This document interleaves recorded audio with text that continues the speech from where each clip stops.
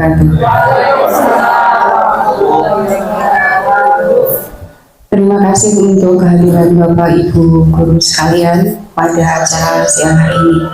Pertama-tama marilah kita panjatkan puji dan puji syukur kehadirat Allah Subhanahu wa Ta'ala, sehingga pada siang hari ini kita semua diberi kesempatan, diberi kemampuan untuk berkumpul dalam rangka pelaksanaan diseminasi materi budaya positif yang akan dipaparkan oleh saya dan Bu Siti Aisyah dalam rangkaian kegiatan program guru penggerak angkatan 7 Kabupaten Tegal. Shalawat serta salam selalu kita haturkan kepada junjungan kita Nabi Agung Muhammad SAW. Semoga kita termasuk umat beliau yang akan mendapatkan syafaat di yaumul akhir nanti. Amin. Bapak Ibu sekalian, untuk memulai kegiatan siang hari ini maka akan disampaikan sambutan dari Kepala Sekolah kepada Bapak Haji Muhaimin SPD. Kami silakan.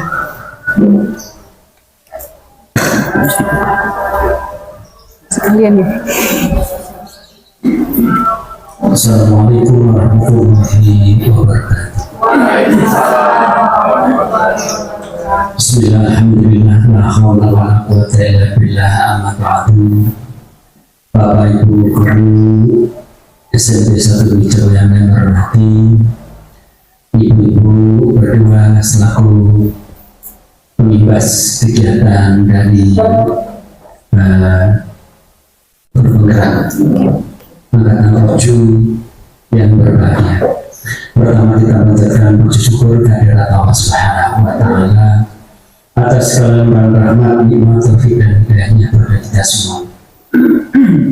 Shalawat serta salam semoga dilimpahkan selalu pada junjungan kita Nabi Agung Muhammad Sallallahu Alaihi Wasallam. Bapak Ibu, sebelum kami lanjutkan, marilah kita buka acara pembahasan kegiatan di hari ini dalam rangka salah satu kegiatan dari guru penggerak angkatan 7 ini dengan bersama-sama membaca basmalah. Bismillahirrahmanirrahim. Bapak Ibu yang kami hormati, seperti yang kemarin kami sampaikan bahwa hari ini ada kegiatan pembahasan terkait dengan tugas dari guru penggerak angkatan 7 ini, yang materi pada hari ini adalah terkait dengan budaya positif.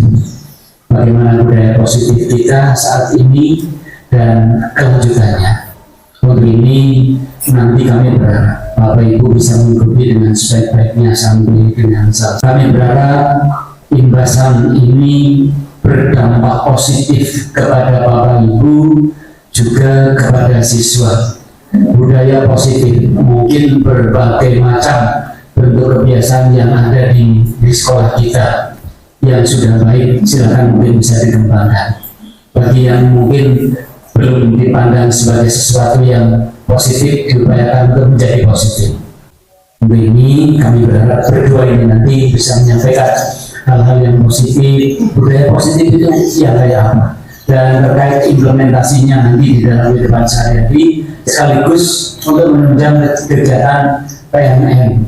Ini untuk PMM diharapkan sudah bisa meningkat dari program satu ke program lain dan seterusnya. Itu saja yang dapat kami sampaikan. Terima kasih atas kebersamaan dari Bapak Ibu semuanya. Insya Allah pada suatu saatnya nanti ini juga akan bermanfaat bagi Bapak Ibu. Ya, ini kita akan bicara tentang budaya positif terutama di sekolah kita. Nah, ini ada beberapa hal yang boleh Bapak Ibu jawab dalam hati, ya. Yang pertama, apakah menurut Bapak Ibu hukuman itu dapat mendisiplinkan anak? Jawab dalam hati. Kedua, pemberian hukuman dengan hal positif seperti membaca atau membersihkan halaman sekolah, apakah dapat meningkatkan disiplin anak? Apakah Bapak Ibu setuju dengan hal ini?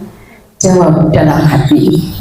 Kemudian yang ketiga, memberi penghargaan apakah dapat meningkatkan motivasi belajar anak? Apakah Bapak Ibu setuju atau tidak setuju dengan hal ini? Simpan dalam hati. Nah, nanti jawaban Bapak Ibu sekalian akan dikulik lagi di akhir materi. Untuk siang hari ini ada 6 topik yang akan kita bahas. Yang pertama adalah disiplin positif dan nilai-nilai kebajikan universal. Yang kedua adalah teori motivasi, hukuman, dan penghargaan serta restitusi. Dan yang ketiga adalah keyakinan kelas. Materi 1, 2, dan 3 akan saya sampaikan. Kemudian materi keempat, kelima, dan 6 akan disampaikan oleh Bu Ais. Topik pertama, disiplin positif dan nilai-nilai kebajikan universal. Nah, untuk bisa mewujudkan budaya positif dalam suatu sekolah, kita harus merubah paradigma. Dasar berpikir kita tentang disiplin itu harus diubah. Nah, untuk itu coba sekarang kita lakukan kegiatan kepalan tangan. Bapak Ibu, kebetulan ini sebagian besar duduk berdua ya. Anda dan teman Anda akan melakukan kegiatan cobalah buka. Ya. Anda adalah A, tugas Anda adalah mengepalkan salah satu tangan Anda. Coba Anda bayangkan bahwa Anda menyimpan sesuatu yang sangat berharga dalam tangan Anda, dan Anda perlu menjaga benda tersebut karena sangat berharga, begitu. Kemudian rekan Anda, teman sebangku mungkin ya, adalah B. Nah, tugasnya B ini adalah mencoba dengan segala cara agar kepalan tangan itu bisa terbuka. Dengan segala cara, boleh dengan cara membujuk, menghardik, mengintimidasi, memarahi, menggoda, mengeritik, atau bahkan menawari Anda dengan uang supaya bisa membuka kepalan tangan. Coba Bapak Ibu laksanakan dalam hitungan 10 hitungan ya. 1, 2, 3, 4, 5, 6, 7, 9, 10. Mari kita lihat apa yang terjadi. Slide berikutnya, Bu Ais.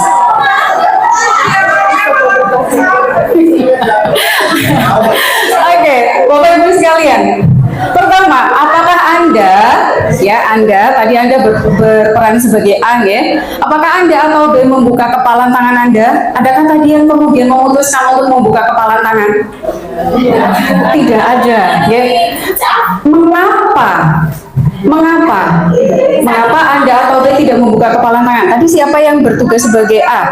Bu Dila atau Bu Dila? Membuka kepalan tangan atau tidak? Kenapa tidak membuka kepalan tangan, Bu Dila?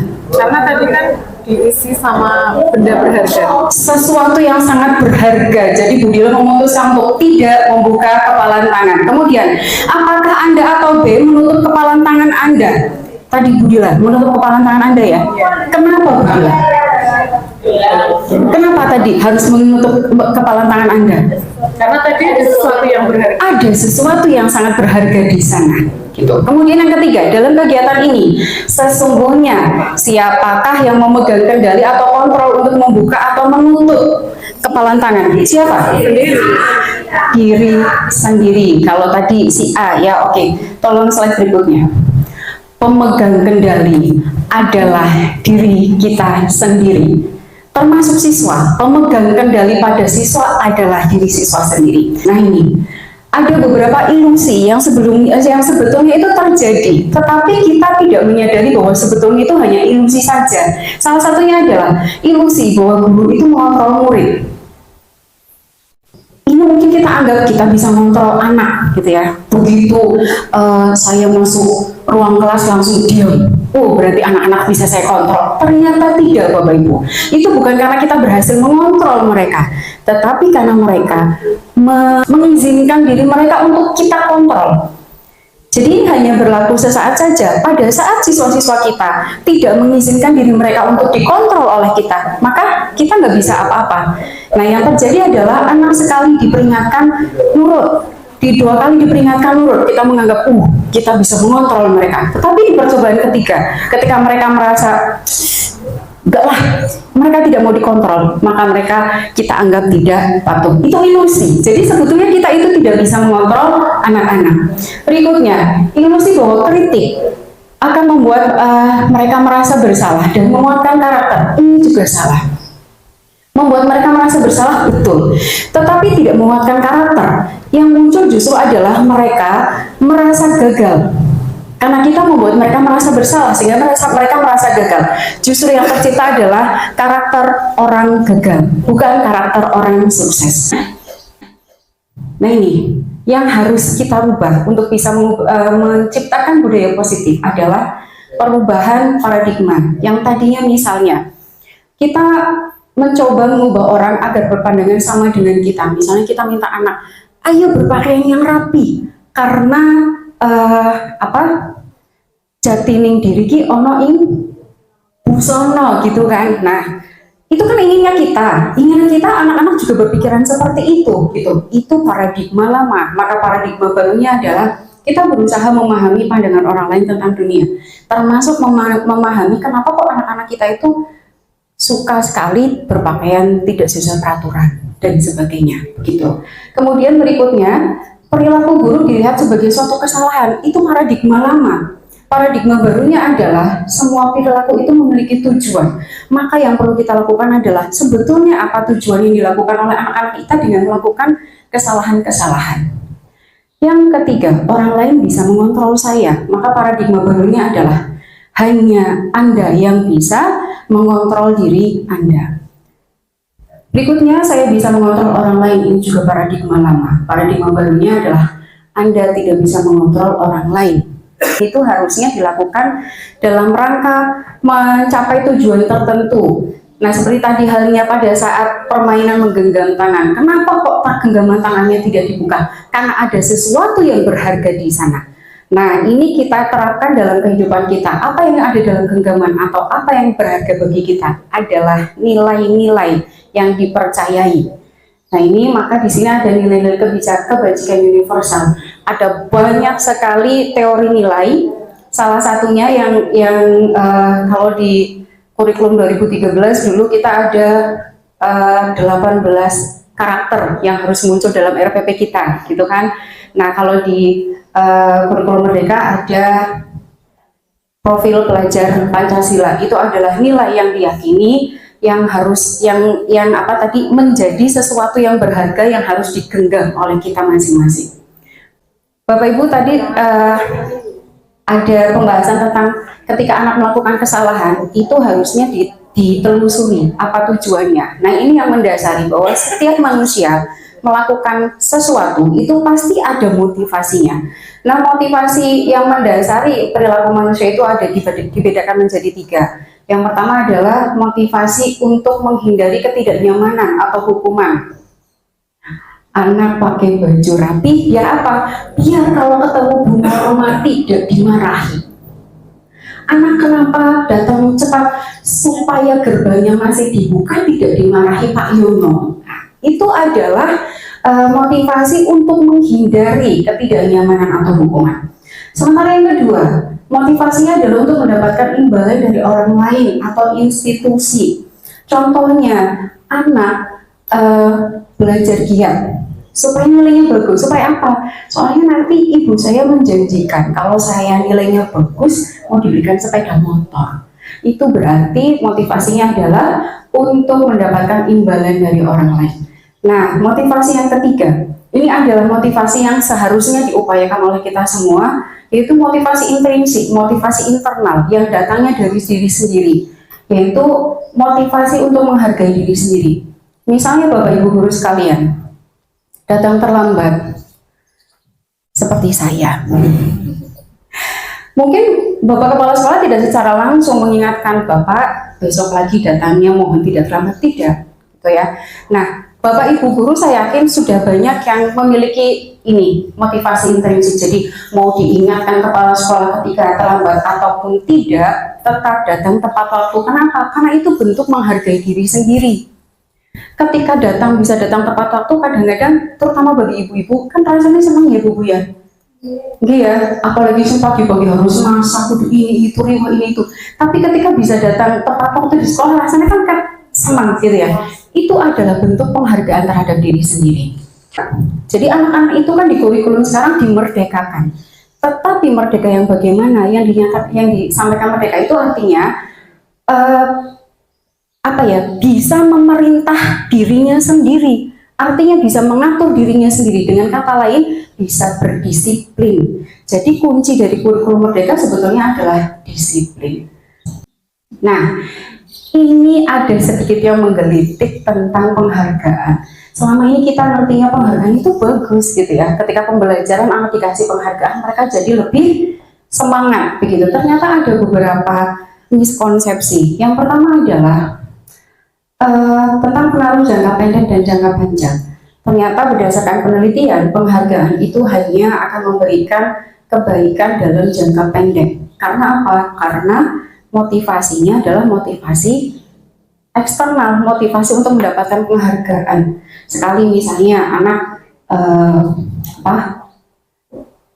pelajaran saya misalnya pakaiannya rapi gitu, karena pengen dipuji saya begitu.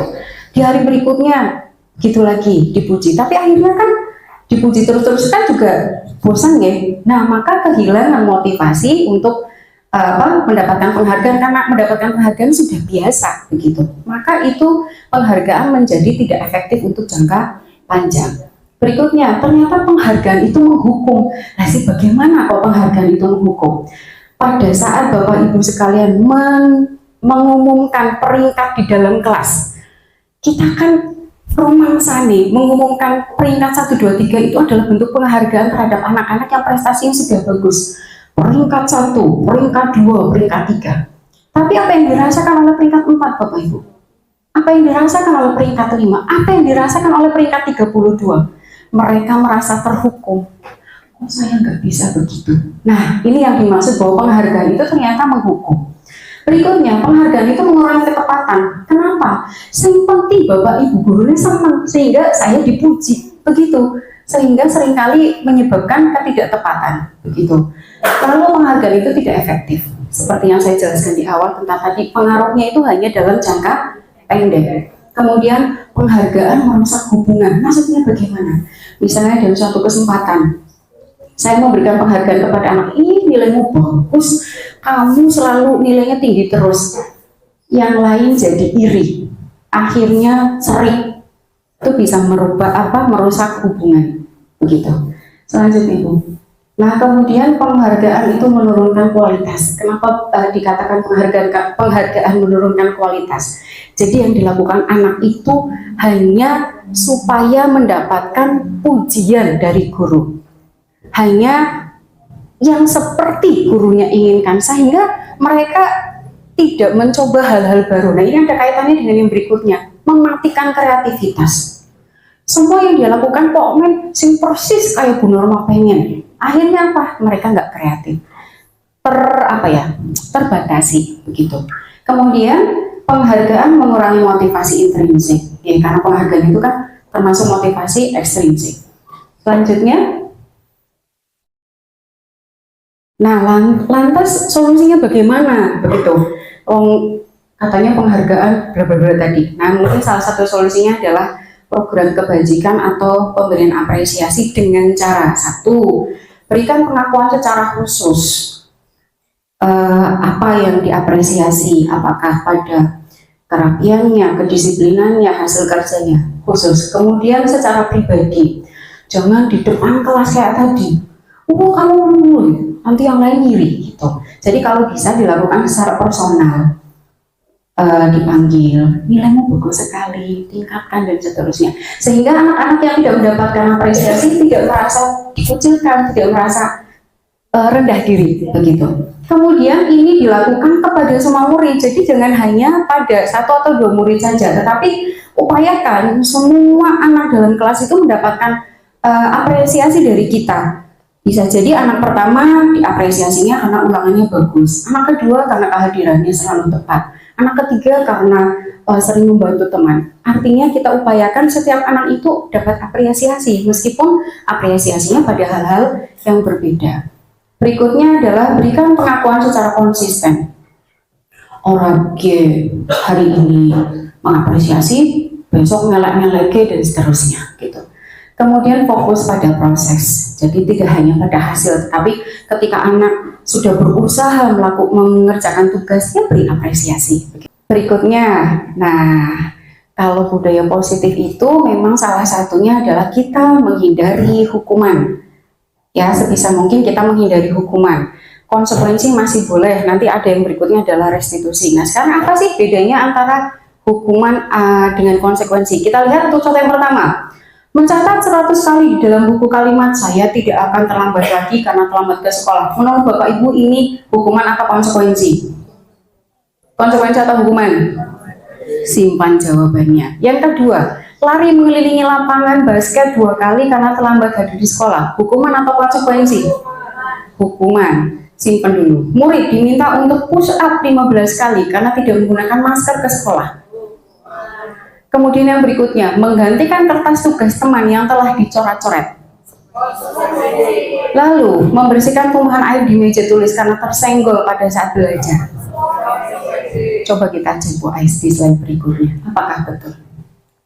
Nah ini Bapak, Ibu sekalian, yang pertama, hukuman. Mencatat 100 kali di dalam buku, itu adalah bentuk hukuman. Kemudian, yang merupakan konsekuensi, betul yang tadi Bapak Ibu sebutkan, menggantikan kertas tugas teman yang telah dicoret-coret, itu adalah konsekuensi.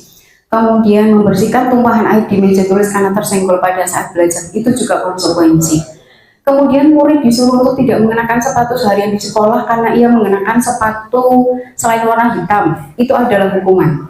Lari mengelilingi lapangan basket 2 kali karena terlambat 10 menit untuk pelajaran PJOK adalah konsekuensi. Bapak Ibu sudah mendapatkan poinnya, apa bedanya hukuman dengan konsekuensi? Bisa nggak? Jadi kalau hukuman itu spontan gitu, dan biasanya tidak ada relevansinya dengan kesalahan yang dilakukan. Kayak misalnya ribut di kelas gitu ya, kemudian maju di depan, berdiri di pojok. Itu kan nggak ada relevansi dengan kesalahan yang dia lakukan, tidak memperbaiki kesalahan yang dilakukan. Beda dengan misalnya nyorot buku temennya, maka ganti buku temenmu yang dicoret-coret, itu adalah konsekuensi karena ada relevansinya dengan kesalahan yang dilakukan. Berikutnya, nah restitusi ini mungkin istilah baru bagi kita nih. Restitusi itu adalah proses menciptakan kondisi bagi murid untuk memperbaiki kesalahan mereka sehingga mereka bisa kembali pada kelompok mereka dengan karakter yang lebih kuat. Restitusi juga merupakan proses kolaboratif yang mengajarkan murid untuk mencari solusi untuk masalah mereka dan membantu murid berpikir tentang orang seperti apa yang mereka ingin menjadi. Ingin jadi seperti orang seperti apa, maksudnya begitu, dan bagaimana mereka harus memperlakukan orang lain. Jadi maksud dari, mohon ke slide sebelumnya dulu. Ini tadi, sehingga mereka bisa kembali ke kelompok mereka. Maksudnya apa? Jadi ada teori yang mengatakan bahwa siswa itu bukan kertas kosong, Bapak Ibu sekalian, tapi siswa itu sudah terisi begitu banyak kebaikan. Hanya saja kebaikan-kebaikan itu masih samar, sehingga tugas guru adalah mempertegas kebaikan-kebaikan itu. Nah, pada saat anak melakukan kesalahan, berarti kebaikan semakin samar. Tugas kita adalah mengembalikan anak untuk kembali ke kelompok kebaikan-kebaikan tadi. Itu maksudnya begitu. Slide berikutnya, Bu. Nah, ini perbedaan tadi untuk hukuman dengan konsekuensi tadi kan sudah ya, sekarang kita fokus ke restitusi. Jadi restitusi itu merupakan pilihan. Ada anak yang memilih untuk melaksanakan restitusi, memperbaiki diri, ada juga yang tidak. Sehingga nanti Bapak Ibu jangan kaget ketika mendampingi anak yang melakukan kesalahan, kita upayakan untuk melakukan restitusi, tapi dia menolak terus. Berarti yaitu restitusi itu adalah pilihan. Berikutnya, menguatkan murid dalam jangka waktu yang panjang. Kenapa? Karena dalam restitusi itu yang dipegang adalah nilai keyakinan diri, ya, nilai keyakinan anak. Kemudian berikutnya adalah korban mendapatkan ganti dan murid mendapatkan penguatan. Yang berikutnya adalah masalah terpecahkan, karena fokusnya biasanya adalah pada solusi, bukan pada kesalahan anak. Jadi misalnya anak datang terlambat, fokusnya bukan pada terlambatnya, tetapi bagaimana caranya supaya masalah terlambat ini menjadi tertangani, tidak diulangi lagi. Berikutnya, murid belajar bertanggung jawab untuk perilakunya dan fokus pada pemecahan masalah dalam jangka waktu panjang. Kemudian ini biasanya dasarnya ini, apa yang kamu yakini, apa yang bisa kamu lakukan untuk memperbaiki masalah ini. Jadi dikembalikan ke anak gitu, bukan kita yang meminta, bukan kita yang menyuruh, tetapi dari anak sendiri. Kemudian dampaknya nanti murid akan menghormati dirinya sendiri dan menghormati orang lain. Ciri-ciri restitusi itu adalah bukan untuk menebus kesalahan, tetapi untuk belajar dari kesalahan sehingga tidak mengulangi. Kemudian memperbaiki hubungan, dan restitusi itu tawaran, bukan paksaan, beda dengan hukuman dan konsekuensi. Kemudian menuntun untuk melihat ke dalam diri. Apa sih sebetulnya nilai-nilai yang diyakini oleh anak? Kemudian orang atau figur seperti apa yang ingin dicapai oleh anak? Lalu restitusi sampai saat ini dianggap sebagai cara yang paling baik, cara yang paling memanusiakan anak, katanya begitu. Kemudian untuk restitusi itu fokusnya pada karakter, bukan pada tindakan. Lalu fokus pada solusi dan mengembalikan murid yang berbuat salah pada kelompoknya. Kelompok ini maksud tadi. Jadi dasarnya anak itu adalah anak yang punya karakter baik. Berikutnya. Nah, keyakinan kelas. Untuk keyakinan kelas sepertinya sudah sempat dibahas ya. Slide berikutnya. Ini contohnya, mengapa tidak peraturan saja? Mengapa harus keyakinan kelas? Peraturan itu misalnya kalau peraturan lalu lintas, pengendara motor harus menggunakan helm, itu kan peraturan ya. Nah, keyakinan kira-kira Bapak Ibu kalau mengikuti atau menggunakan helm pada saat menggunakan kendaraan bermotor karena apa Pak? Bapak Ibu? Naik kendaraan bermotor, naik motor pakai helm karena apa Pak? Biar tertib, biar aman, ya, biar aman. Itu adalah keyakinan diri. Keyakinannya kan begitu karena aman ya. Jadi keyakinan itu sesuatu yang datangnya dari dalam atau motivasi intrinsik begitu.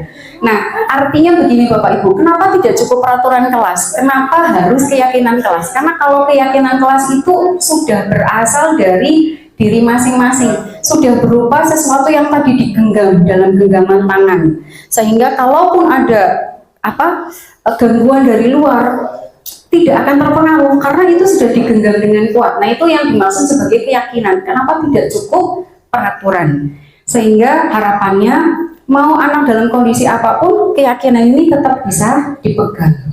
Begitu. Selanjutnya Bu.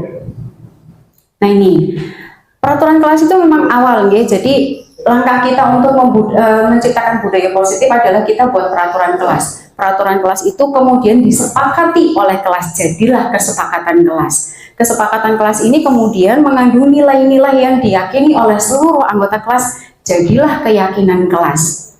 Keyakinan kelas ini kalau dipegang erat oleh anak-anak, maka akan menciptakan lingkungan yang positif. Lingkungan yang positif akan memunculkan budaya yang positif. Begitu. Ini contoh kesepakatan kelas, datang tepat waktu, mengucapkan salam, menjaga kebersihan sekolah dan seterusnya. Kemudian kalau Bapak Ibu perhatikan di situ ada beberapa kata yang di blok, ya. Misalnya saling menyayangi. Nah, saling menyayangi ini adalah keyakinan, nilai kebajikan yang diyakini. Kemudian semangat, semangat itu juga adalah nilai keyakinan. Kemudian kebersihan itu juga adalah nilai keyakinan. Jadi tiap-tiap peraturan kelas itu memang sejatinya biasanya merujuk pada sebuah nilai kebajikan. Nah, nilai kebajikan itulah yang akan menjadi keyakinan kelas.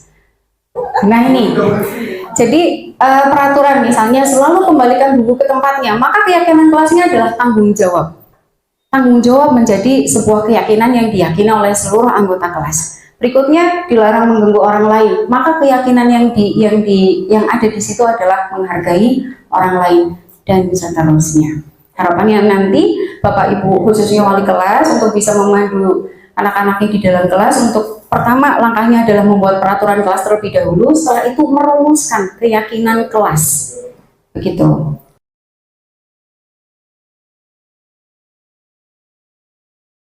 Assalamualaikum warahmatullahi wabarakatuh. Waalaikumsalam warahmatullahi wabarakatuh. Terima kasih Bapak Ibu semua untuk kehadirannya. Ini kali kedua ya untuk saya menyampaikan tentang budaya positif di SMP Negeri 1 Bumi Jawa. Untuk kesempatan kedua kali ini kita masuk ke topik keempat, yaitu tentang kebutuhan dasar manusia dan dunia berkualitas. ada 5 kebutuhan dasar manusia sebetulnya yang harus dipenuhi oleh setiap manusia. Kebutuhan yang pertama, yang paling mendasar ini adalah kebutuhan tentang kasih sayang dan rasa diterima. Kemudian kebutuhan yang kedua adalah kebutuhan tentang kesenangan, lalu kebutuhan tentang kebebasan, lalu ada kebutuhan penguasaan dan kebutuhan bertahan hidup. Nah, kebutuhan-kebutuhan dasar inilah yang sebetulnya mendasari perilaku setiap anak kita. Dan kita juga sebetulnya, bagaimana kita berperilaku, bagaimana anak kita berperilaku sebetulnya didasari oleh ini, kebutuhan dasar manusia. Kembali lagi ke kebutuhan dasar manusia.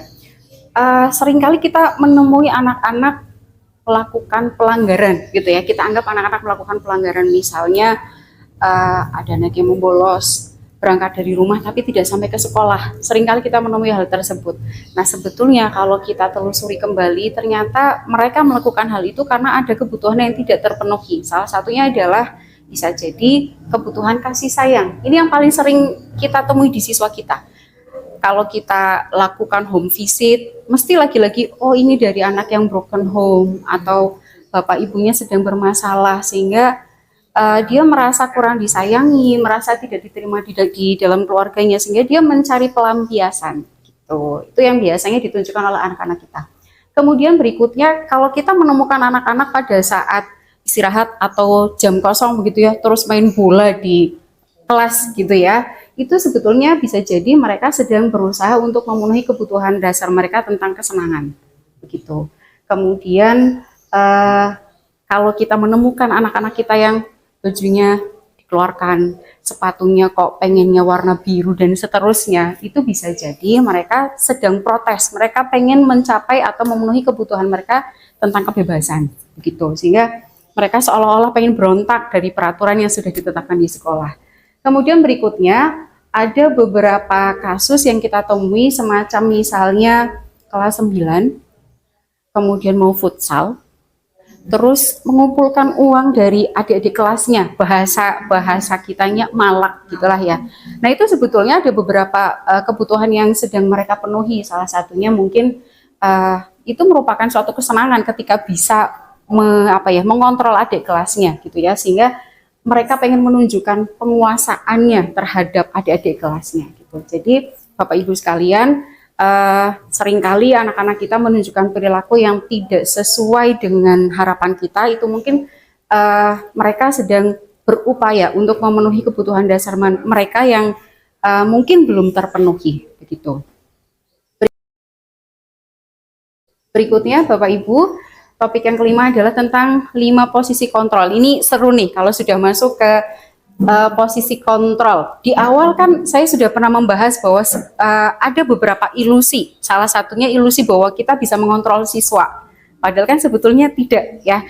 Kita bisa mengatur, hei kamu bajumu harus begini, begitu, begini, begitu. Kayaknya kok guru bisa mengontrol siswa. Padahal sebetulnya tidak. Karena seperti yang di pertemuan sebelumnya kita bahas tentang genggaman tangan itu ya. Mau dibuka, mau tetap menutup, yang mengontrol atau yang mengatur adalah diri sendiri begitu. Tetapi ini gambaran tentang posisi guru yang bisa kita ambil pada saat kita menghadapi siswa. Yang pertama ada penghukum, ya, penghukum. Kemudian ada pembuat rasa bersalah, ada posisi teman, ada posisi pemantau, ada posisi manajer. Kita ada di posisi mana ya? Nah, kita bisa lihat dari masing-masing ciri-cirinya. Untuk yang posisi penghukum, ini khasnya dari posisi penghukum adalah menghardik, menunjuk-nunjuk, kamu itu ya, lagi-lagi kamu, lagi-lagi apa gitu. Kemudian berikutnya cirinya adalah apa ya? Itu biasanya kalimatnya itu kalimat apa ya, menghardik begitu ya. Itu berarti penghukum. Bagaimana Bapak Ibu? Sering mengambil posisi penghukum? Pernah? Ya, saya. Kemudian yang kedua adalah pembuat rasa bersalah. Ya, pembuat rasa bersalah. Ini biasanya ciri khasnya adalah ceramah panjang lebar gitu ya. Kemudian intinya adalah membuat anak itu merasa, oh iya saya salah, iya maaf, iya, dan seterusnya begitu. Itu ciri khasnya begitu. Misalnya begini, Kamu itu seharusnya sudah tahu. Ibu lelah sekali mengatakannya. Ibu stres. Ini kalau kayak begini, nanti yang lain begini, gitulah. Intinya yang disampaikan oleh guru itu membuat anak merasa, iya saya salah, aduh iya, aduh iya, begitulah. Ya, kira-kira seperti itu. Pernah Bapak Ibu mengambil posisi kontrol sebagai pembuat rasa bersalah? Cukup sering.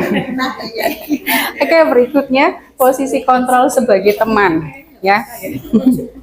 Posisi kontrol sebagai teman. Cirinya adalah biasanya ini apa ya? Jadi gurunya tidak langsung begitu ada siswa melakukan kesalahan atau pelanggaran tidak langsung mengingatkan gitu. Tapi kadang malah guru itu membuatkan alasan-alasan untuk muridnya. Kemudian kalimat yang diambil pun biasanya kalimat yang cenderung santai gitulah ya. Misalnya, ayolah lakukan demi ibu. Mas kamu tidak mau sih, nah gitu ya. Jadi memang seolah-olah memposisikan dirinya sebagai teman begitu. Kemudian kalau sebagai pemantau itu biasanya yang dilakukan oleh guru yang mengambil posisi sebagai pemantau itu dia hanya mengingatkan tentang kesalahan-kesalahan atau peraturannya saja tanpa tanpa menghakimi, tapi juga tidak memberikan solusi. Misalnya, kamu tahu kan apa peraturannya, baju bagaimana, hari ini bajumu tidak dimasukkan, dan seterusnya gitu. Jadi dia hanya mantau saja gitu. Bagaimana mengambil posisi ini Bapak Ibu? Iya. Kemudian yang berikutnya adalah posisi manajer. Nah ini adalah posisi paling ideal sebetulnya. Yang diharapkan kita mengambil posisi ini pada saat menghadapi anak-anak. Biasanya yang dilakukan oleh guru itu adalah mengajukan banyak pertanyaan-pertanyaan yang tujuannya itu untuk menggugah kesadaran si siswanya sendiri. Jadi tumbuh kesadaran dari dalam dirinya sendiri. Misalnya, apa yang kita yakini, apa yang bisa kau kerjakan untuk memperbaiki masalah ini, gitu. Ya, jadi mengajak siswa untuk menyadari kesalahannya, kemudian mencari solusi nih. Nah, ini yang membedakan antara pemantau dengan manajer. Kalau pemantau kan hanya mengingatkan tentang kesalahan-kesalahannya saja, tapi tidak sampai pada langkah untuk mendampingi siswa menghasilkan solusi begitu. Tapi kalau manajer biasanya goalnya adalah si siswa sendiri itu menemukan solusinya sendiri. Jadi bukan dikasih solusi sama gurunya, bukan. Tapi dari pertanyaan-pertanyaan yang diajukan oleh guru yang mengambil posisi sebagai manajer itu si anak kemudian timbul kesadaran, lalu memikirkan tentang solusi yang cocok untuk dirinya sendiri. Gitu. Nah, ini coba kita cek ya, Bapak Ibu. Ini pernyataan yang dikeluarkan oleh guru. Kira-kira pada saat pernyataan ini dikeluarkan oleh seorang guru, posisi apakah yang diambil? Misalnya pertama, saya kecewa sekali dengan kamu. Kira-kira posisi apa nih yang diambil? Apa? Kedua, pembuat rasa bersalah. Oke. Yang berikutnya adalah kamu tidak pernah benar melakukannya. Apa ini? Penghukum. Kemudian yang ketiga, ayolah lakukan demi ibu atau bapak. Oh, ini teman. Kemudian yang keempat, apakah kamu mau mendapatkan stiker bintang hari ini? Apa ini? Posisi apa ini yang diambil nih? Posisi apa ini? Apakah penghukum? Apakah pembuat rasa bersalah? Apakah teman? Apakah pemantau? Apakah manajer? Manajer. Kita simpan dulu jawabannya. Berikutnya, bagaimana kamu bisa menyelesaikan masalah ini? Manajer. Berikutnya, kamu selalu yang paling terakhir. Itu berarti penghukum atau pembuat rasa bersalah, kita cek. Oke, ternyata Bapak Ibu yang pertama, saya kecewa sekali dengan kamu, itu adalah kalimat yang dikeluarkan oleh seorang guru yang mengambil kontrol sebagai pembuat orang merasa bersalah. Gitu. Kemudian berikutnya, kamu tidak pernah benar melakukannya, itu posisinya adalah sebagai penghukum. Lalu, ayolah lakukan demi ibu atau bapak, ini berarti posisinya adalah sebagai teman. Apakah kamu mau mendapatkan stiker bintang hari ini? Betul sekali Bu Nuri, ini adalah pemantau ya. Lalu bagaimana kamu bisa menyelesaikan masalah ini? Ini adalah posisi sebagai manajer. Dan kamu selalu yang paling terakhir, ini adalah kalimat yang dikeluarkan oleh penghukum. Nah Bapak Ibu sekalian, kira-kira kalau Bapak Ibu menghadapi siswa, pengennya ambil posisi mana? Pasti pengennya manajer ya, tapi kadang-kadang tahu-tahu jebulin saya tadi sebagai penghukum dan seterusnya. Ya wajar. Nah, oke, mari kita berkaca sejenak, Bapak Ibu. Kira-kira di video berikut ini manakah yang paling sering kita lakukan? Ya, ada 5 posisi kontrol pada video yang akan ditayangkan berikut ini. Sebentar.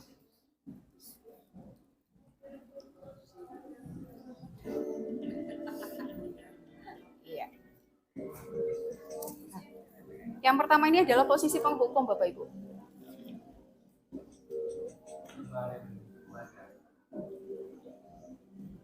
Naren,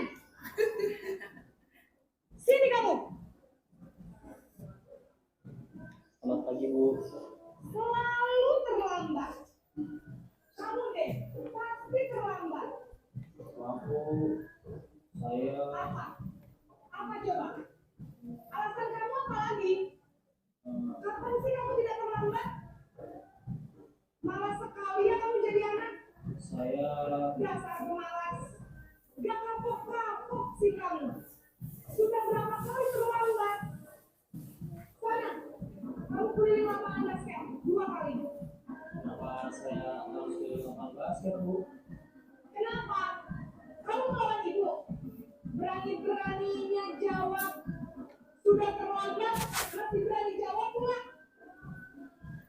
Sekarang, keliling lapangan basket 5 kali sekalian. Biar kapok. Cepat. Pergi sana ke lapangan basket.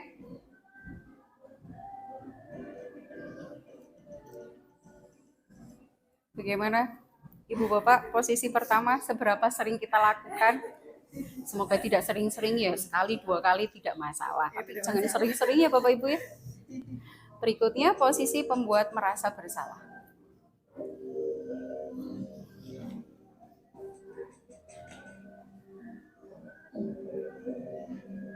Naren!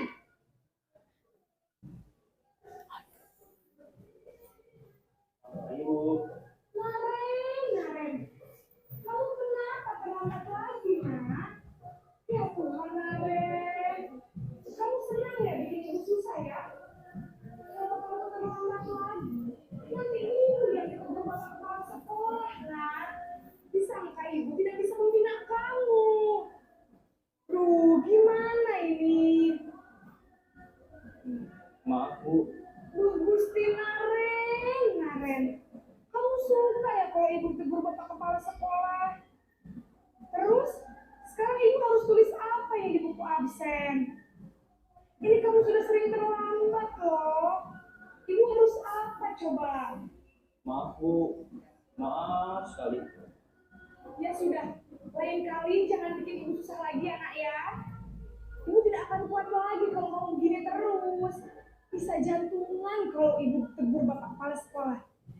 Sana cepat kelas. Maaf ya, Bu. Maaf sekali. Si pembuat merasa bersalah ya.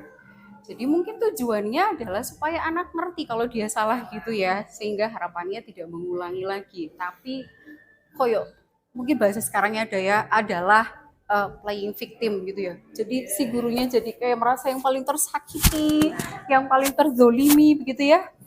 Gimana Bapak Ibu? Seberapa sering melakukan ini? Pernah ya. Berkaca. Oke, kita lanjut. Posisi pembuat rasa bersalah berbicara dengan nada tenang. Nah, berikutnya adalah posisi teman.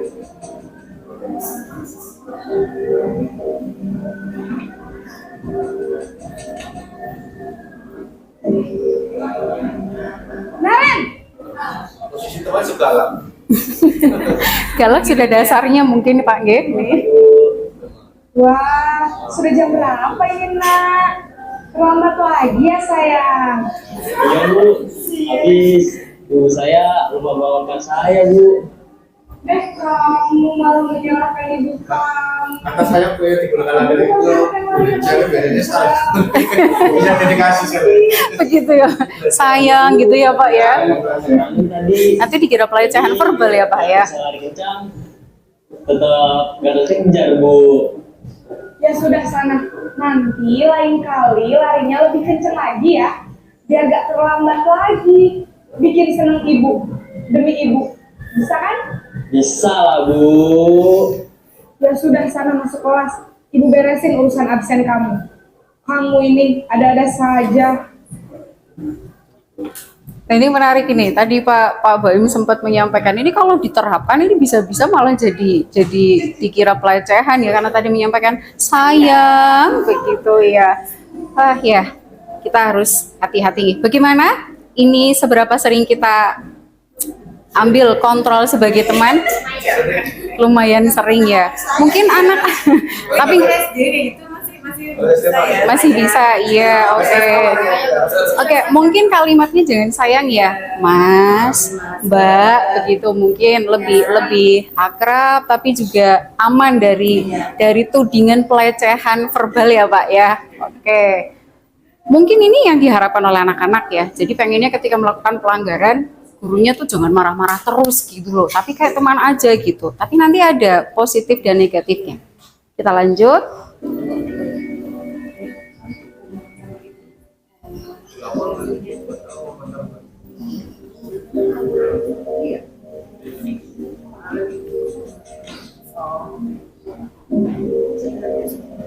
Naren! Ini kayaknya dasar ibunya begitu ya? Iya, saya gitulah ya. Naren, apa peraturan sekolah kita tentang jam berapa kita harus masuk sekolah, nak? Kita harus di sekolah jam 7 Bu. Iya betul, sekarang sudah jam 7.20. Naren sudah tahu konsekuensinya jika terlambat hadir. Paham Bu, saya harus tinggal kelas pas jam istirahat selama 20 menit. Ya benar, konsekuensinya demikian. Jadi nanti jam 9.30 pas istirahat, kamu harus tinggal di kelas, kerjakan tugas tambahan untuk ketertinggalan kamu, ya? Baik Bu.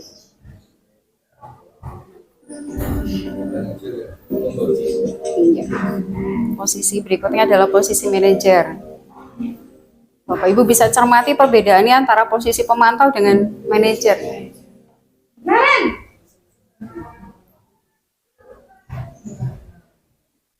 Selamat pagi Bu.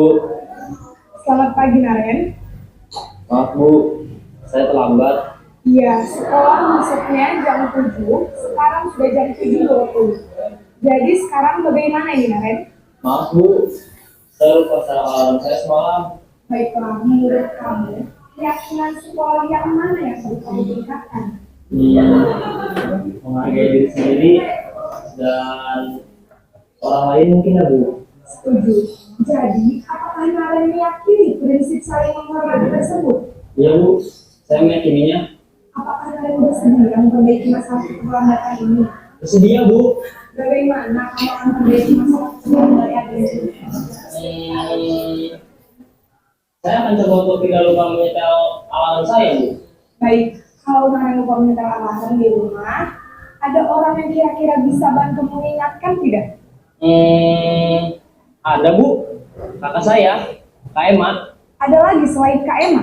Selain Kak Emma, ada ibu saya. Baik, jadi yang mengingatkan Naren adalah Kak Emma dan ibu kamu ya? Kira-kira akan mulai setel alarm kapan nih Naren? Setelah pulang sekolah, akan segera saya lakukan. Baik, jadi Naren akan setel alarm untuk bangun besok pagi dan akan diingatkan oleh kakak dan ibunda Naren ya. Ada lagi yang mungkin perlu dilakukan Naren agar tidak terlambat bangun lagi? Tidak ada Bu. Baik Naren, terima kasih untuk kerjasama kamu. Sekarang kamu perlu kembali ke kelas untuk belajar. Baik Bu, terima kasih. Iya, sekian Bapak Ibu untuk kaca kita. Bagaimana kacanya? Jelas atau burem? Cukup jelas ya. Jadi kita refleksi seberapa sering kita mengambil posisi atau kontrol sebagai penghukum, seberapa sering kita mengambil posisi sebagai pembuat rasa bersalah, sebagai teman, sebagai pemantau, dan sebagai manajer. Memang secara idealnya seharusnya kita mengambil posisi sebagai manajer. Jangan terus-terusan jadi penghukum, asal jangan terus-terusan jadi pembuat rasa bersalah, tapi tidak memberikan solusi. Begitu. Masih ada kaitannya, mungkin ini erat kaitannya dengan posisi kontrol sebagai manajer, yaitu tentang segitiga restitusi. Di awal sudah sedikit dijelaskan tentang restitusi, yaitu upaya untuk mengembalikan anak ke kelompok awalnya gitu ya. Jadi menurut pemikiran Ki Hajar Dewantara itu kan anak itu bukan seperti kertas kosong, bukan ya, tetapi anak itu lahir sudah dengan seperti kertas yang sudah ada catatannya, tetapi masih samar-samar, sehingga tugas guru adalah menebalkan hal-hal yang masih samar tadi. Jadi yang baik-baik kita tebalkan, begitu.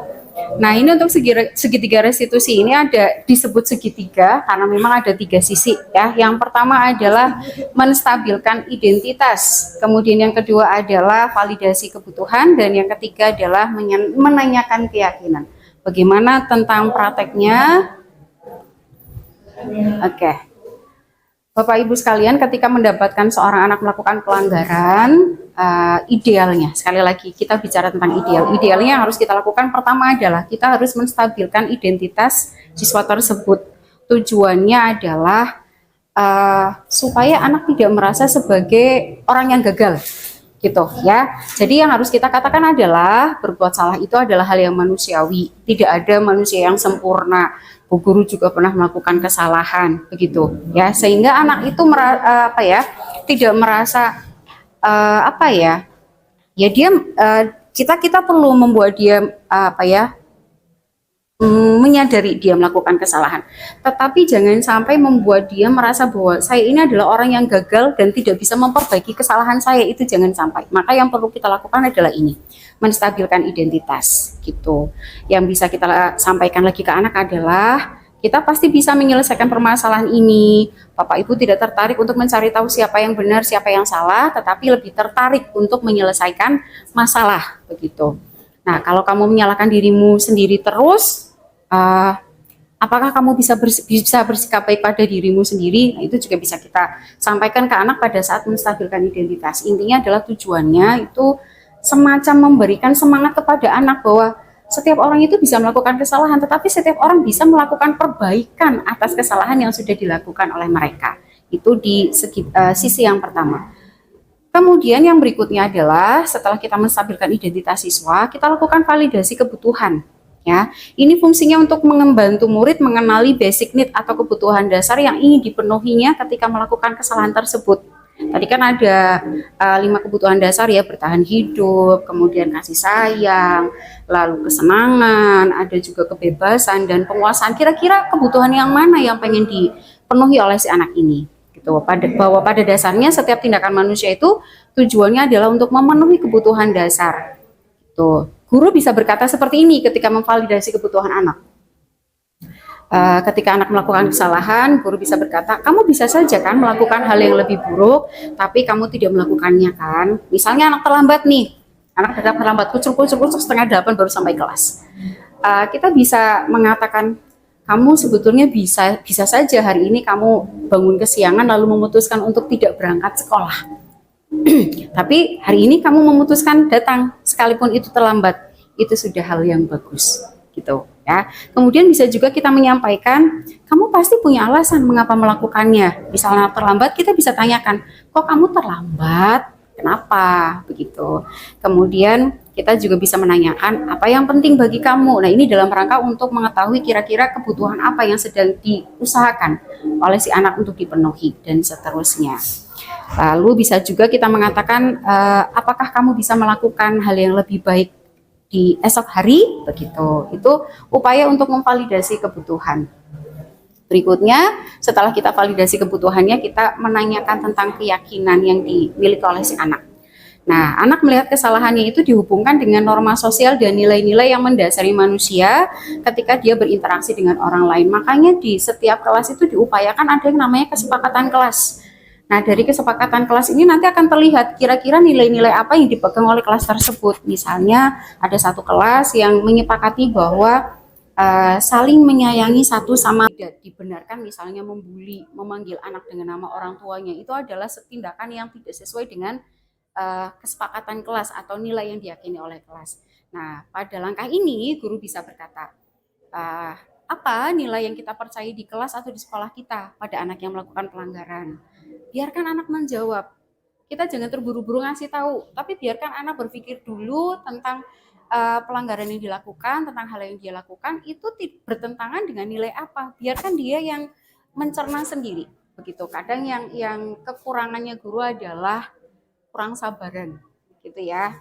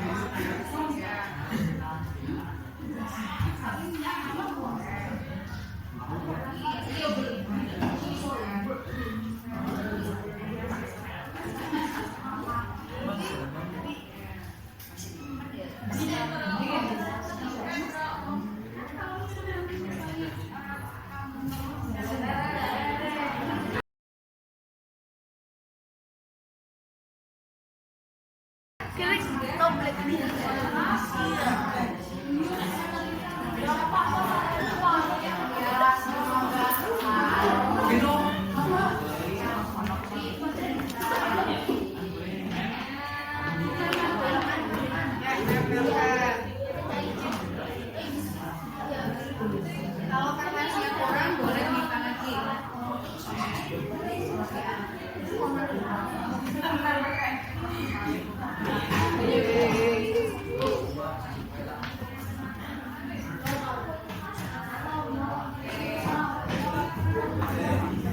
Kesepakatannya yang kedua dalam rangka membuat supaya kelasnya menjadi nyaman.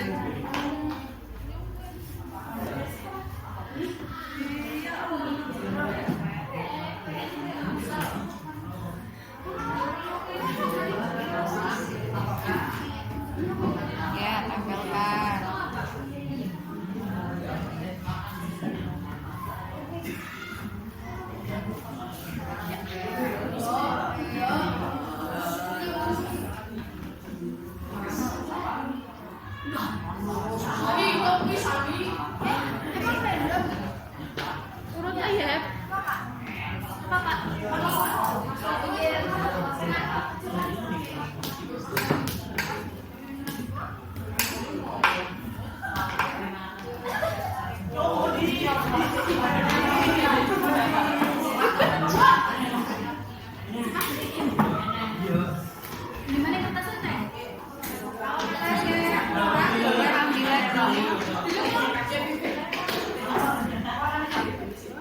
Lagi.